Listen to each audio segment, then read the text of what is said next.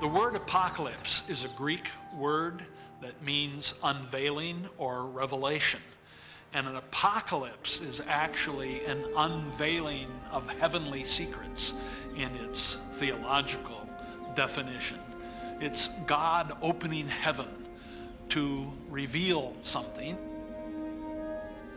Apocalyptic writings were suppressed by the authorities because symbolically they presented dangerous ideas, like the defeat of imperial tyrannies such as the Roman Empire.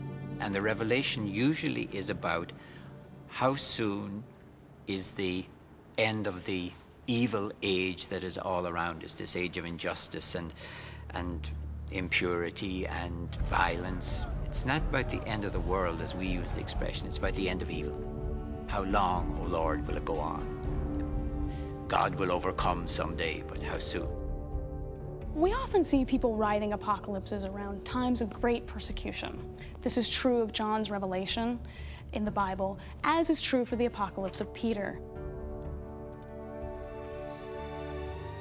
In the 2nd century, many Christians believed the apocalypse of Peter was spiritually inspired.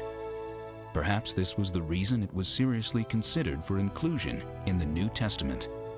When Eusebius talks about the books that are accepted, disputed, and rejected, in the disputed columns, in other words, the ones that could go in or out, he puts the Apocalypse of Peter and admits it was very, very popular.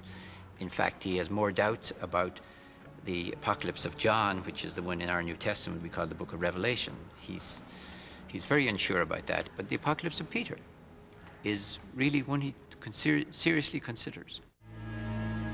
Peter's Apocalypse graphically describes the classes of sinners and their sins, their punishment, and the salvation of the righteous. It gives a revelation of what hell looks like in gruesome detail. It's like looking at one of those medieval paintings. If you're a blasphemer, you're hung up by your tongue.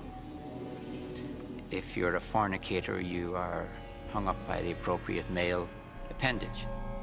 We have people hanging by their hair, fornicators, people who are sexually attractive. We have people, usurers, being punished in their particular way. I believe they're up to their knees in filth, and various other things, blasphemers. And we also have, very specific to the Apocalypse of Peter, people who are being punished who testify against martyrs, who are people who led to the martyrdom of individuals, no doubt, in the community of the author of the Apocalypse of Peter. Peter's Apocalypse suggests there is a way out of punishment for evildoers. Perhaps it was this idea that led to its exclusion from the Holy Canon. One idea in there, that after hell and heaven are established and there's a perfect world, if those in heaven look down and see hell and the evil one suffering there, and they ask God for universal redemption, to take everyone out of hell, they will get it. Now, this is an extraordinary idea. Peter, in the story, asks Jesus about this. Why are there so many people suffering down? He's very worried. He can't accept it. He can't be sort of vengeful and say, well, they had it coming to them. So he wants to know, how can this be? You've got a merciful, forgiving God, and these people for all eternity in hell? And Jesus says, well, it's like a secret. I'll tell you the answer, but you can't tell anyone. The answer is they will all get out. But don't tell anyone, because they'll just commit more sins. That's a forbidden idea, not just a forbidden book. It's a forbidden idea, because if you were to tell people they could get out of hell, then everyone's going to say, well, you can do whatever you want. There was a second Apocalypse of Peter, a Gnostic text that contained yet another scenario of the end times. But, being Gnostic, it bore the stamp of heresy, and therefore was forbidden. He calls bishops and deacons dry canals, and he's trying to stake out authority for the Gnostic movement.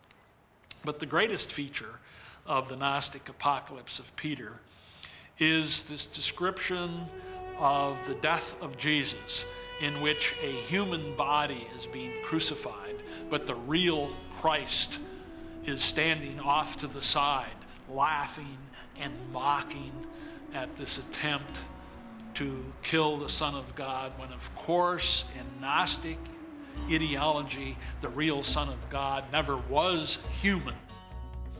In fact, many other popular writings, like the life of Adam and Eve, the Book of Enoch, and the Infancy Gospels, were never seriously considered for inclusion in the Holy Bible. They are but a sampling of the hundreds more that are known today. Perhaps there are still more yet to be found. Possibly another ancient scroll lying undisturbed in a Holy Land cave, a book buried in the hot, dry sands of North Africa, a manuscript lost in a dusty stack of books somewhere in a long-neglected library. We have to remember that the books that we have outside the New Testament are just random. They happen to survive. There are probably dozens more, hundreds more that are gone forever. The Gnostic texts are finally coming to the attention of people. They were texts that were hidden away, they were buried in the sands of Egypt. There are Greco-Roman and Jewish and Christian, Islamic, Cathar materials all together in these texts. I think when we only have the canon to work with, we tend to see early Christianity very, very narrowly. And the reality is, when we go back and we look at just this amazing variety of texts, that we understand that people had various different ways of looking at who Jesus was, what his relationship to God was, what his relationship to the individual believer was. And that, to me, is the tremendous loss of only having a select few books which have traveled through history in the canon.